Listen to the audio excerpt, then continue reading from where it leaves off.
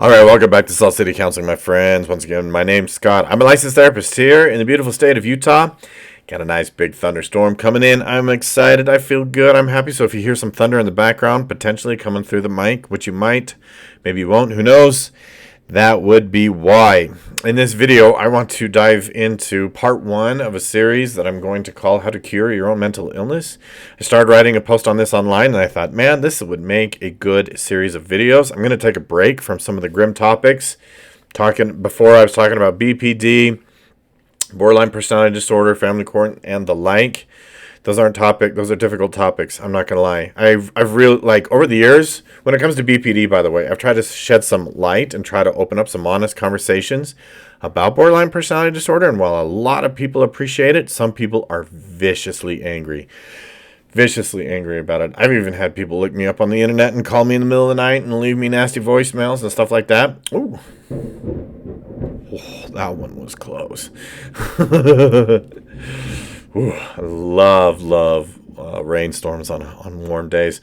So this is going to be part one of how to cure your own mental illness. I'm not going to spend a lot of time talking about the dubious nature of the word cure, because frankly, good mental health is something that you have to cultivate. It's something that you have to work on. And so basically, in this series of videos, I intend to create a playlist on what to do to be able to give yourself your own mental health treatment, to improve yourself, to help yourself. I know that a lot of people can't afford therapy, have had bad experiences in therapy. There's accessibility issues all over the place. It's not a profession that people want to do anymore, so it's difficult to find a therapist, and it's very difficult to find a good therapist that is a good fit for you. It's difficult to find therapy that actually works. I know a lot of people that go to therapy and they don't get any good positive results. So I'm creating this series of videos to give you some maybe step-by-step guidance, on how you can do this yourself, how you can work on this yourself, and what's going to help you. Okay, so this is part one. I call this first step probably the most important step. Generally speaking, some of the steps are important to need to go sort of in order, and others not so much. This one is very important. This has to go first, okay? I call this, you sort of have to become a little bit of an anarchist. You have to adopt a little bit of anarchy. And what that means is you just have to become a rule breaker. Our culture, our society is not geared towards good mental health. It's not geared towards happiness. You're not going to find it. You're not going to get it. It's not going to be handed to you. You have to dig it out with both of your hands. You have to go and find it. You have to turn over some stones.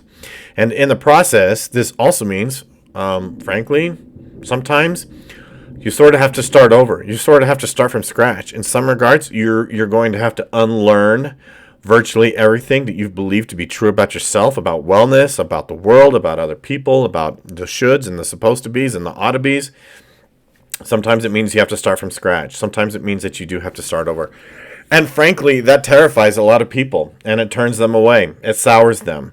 And I really believe this is one of the reasons why there aren't more people who take the steps to actually get better and improve their own mental health, is because they're afraid to start over.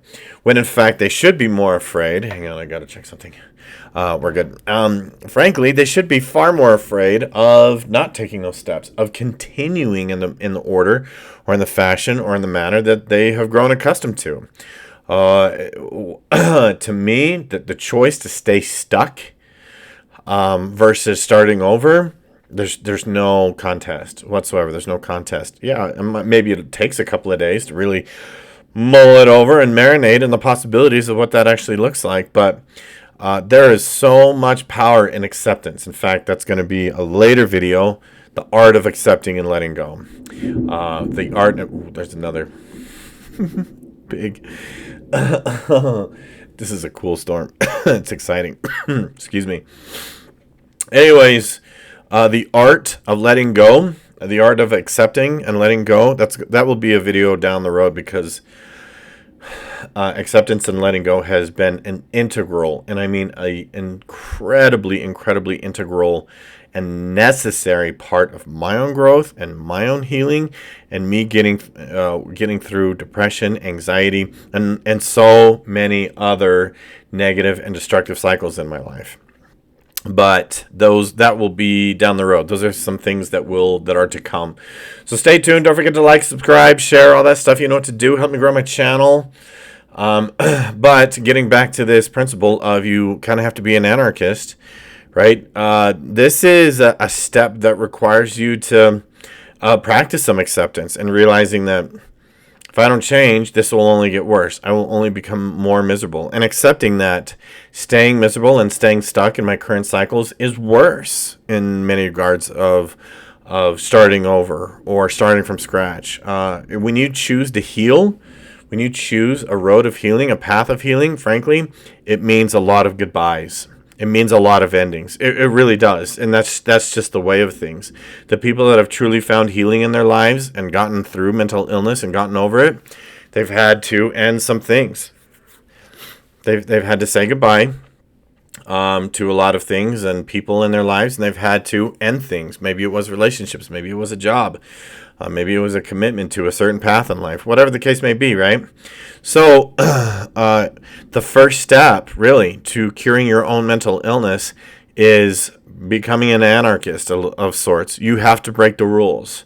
There are so many unspoken rules and laws about our culture these days, about conforming, doing what you're told.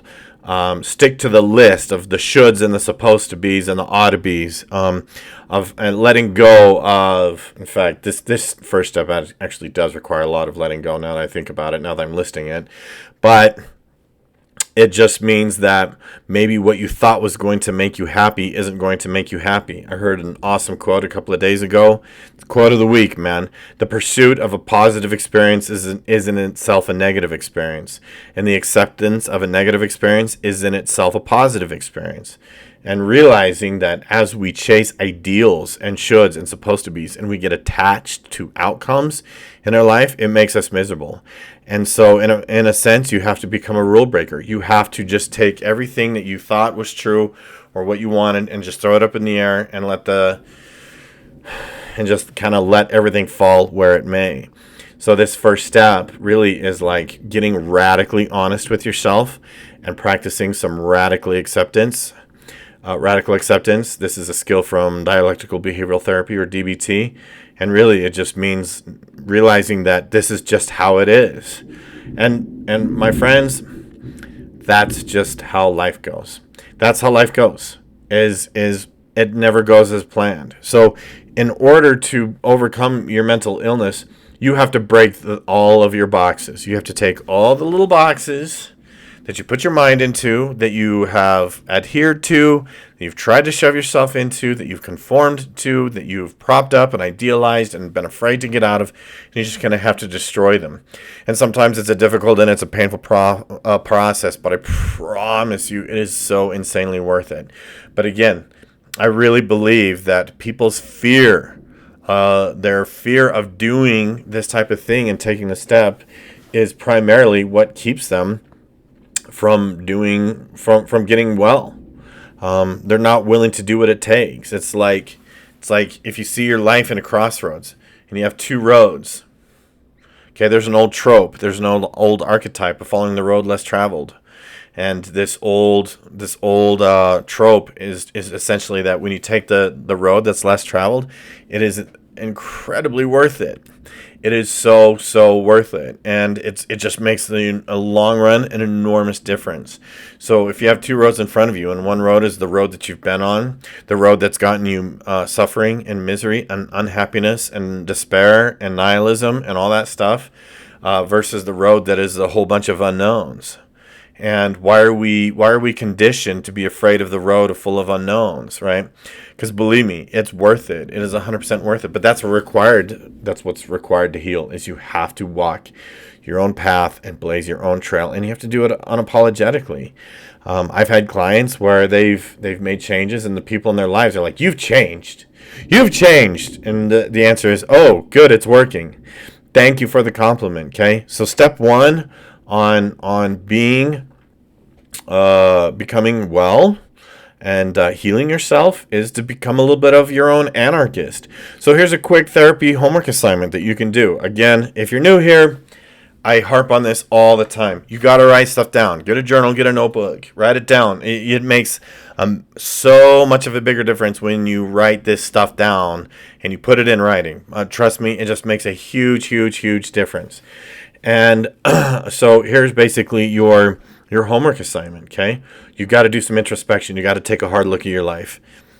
What roads, outcomes, what path am I attached to? What boxes do I try to shove myself into? And what ideals and standards or whatever do I conform to? And next to, as you make this list of all the things that you strictly adhere to that you think are supposed to make you happy and well, or whatever the case may be, man, we are getting some serious thunder. I have no idea if it's going to come through the mic or not. But I got to wrap this up.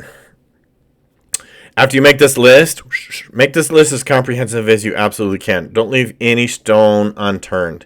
Okay? Next to each item, ask yourself with each item, is this making me happy? Is it working for me?